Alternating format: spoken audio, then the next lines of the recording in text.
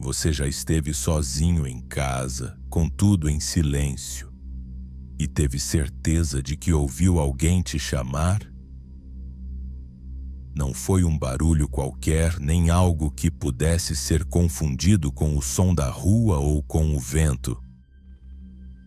Foi uma voz, clara, familiar, como se alguém estivesse ali bem perto.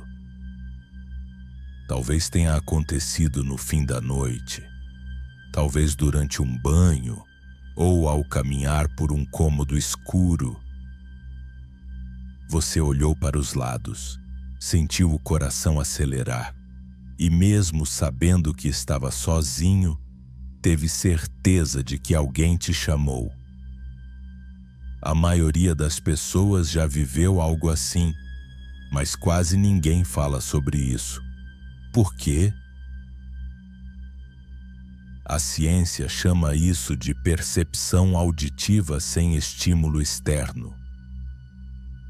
Em termos clínicos, é conhecido como alucinação auditiva não patológica, um fenômeno real e estudado.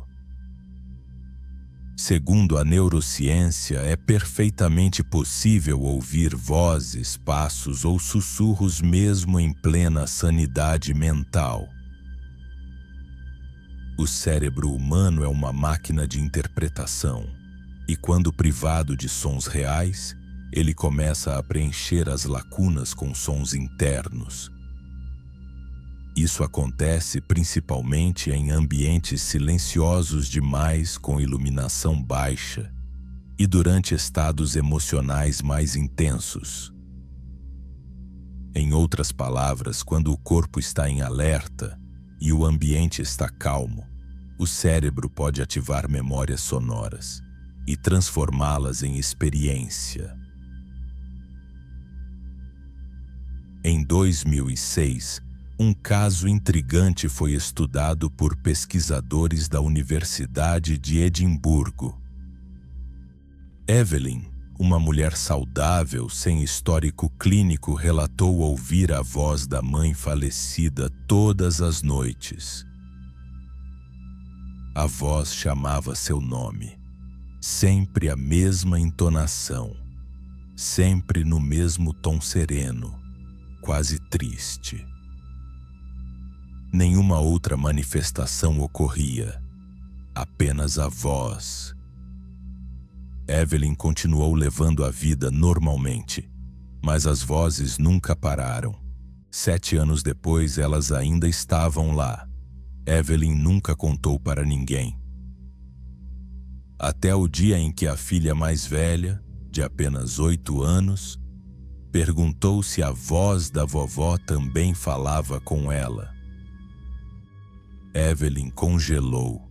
A filha descreveu a mesma voz, mesmo tom, mesmo horário. O detalhe mais assustador: Evelyn nunca tinha contado nada sobre isso para as crianças. Na noite seguinte, Evelyn deixou o celular gravando enquanto fingia dormir. Quando ouviu a gravação pela manhã, não havia nada, nenhuma voz, nenhum som, apenas silêncio. E ainda assim, ela continuava ouvindo, toda a noite, sem falhar, como se a ausência de prova fosse paradoxalmente a prova de algo maior. O caso de Evelyn nunca foi explicado. Não houve pânico, nem fuga.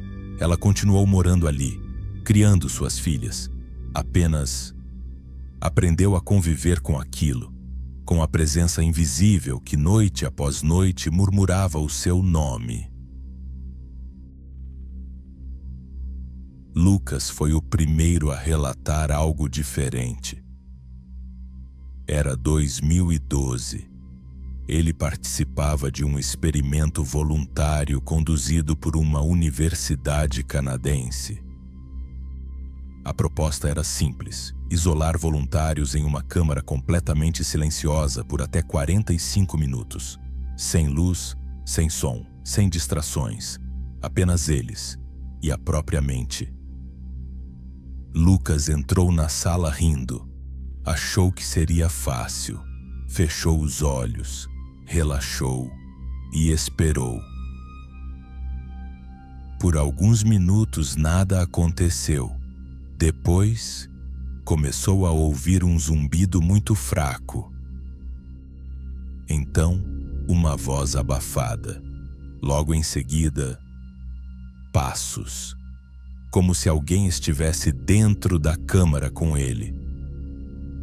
Ele abriu os olhos, olhou em volta. Nada. A sala estava vazia. Mas o som ainda estava ali, mais alto agora, como se alguém estivesse bem atrás dele.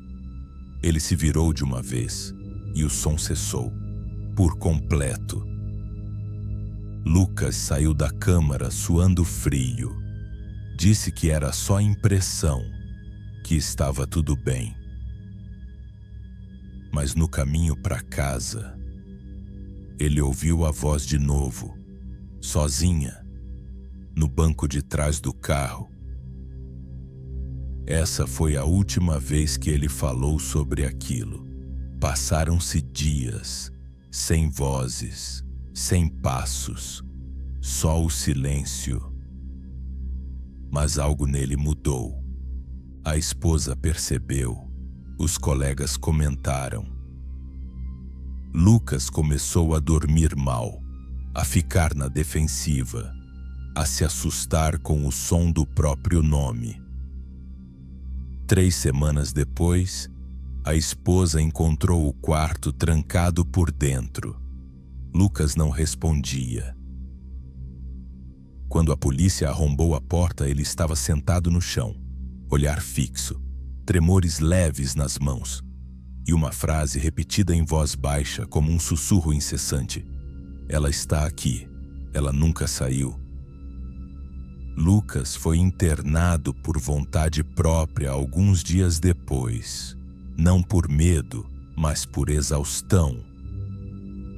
Os médicos não encontraram nenhum transtorno claro, nenhuma alteração química, nenhuma causa aparente. O caso foi arquivado como reação extrema à privação sensorial, mas até hoje, ninguém entende como, em menos de 45 minutos, uma mente saudável pôde se fragmentar daquele jeito. Uma semana depois da internação, Lucas escreveu uma carta. Apenas uma frase. E se o silêncio não for ausência de som? E se for espaço livre para outra coisa ocupar? Casos como o de Evelyn e Lucas não são tão raros quanto parecem. A ciência oferece explicações plausíveis. A psicologia propõe interpretações, mas a verdade é que algumas perguntas não foram feitas para serem respondidas. Se o silêncio absoluto pode nos enlouquecer, talvez o problema nunca tenha sido o silêncio em si, mas aquilo que ele revela.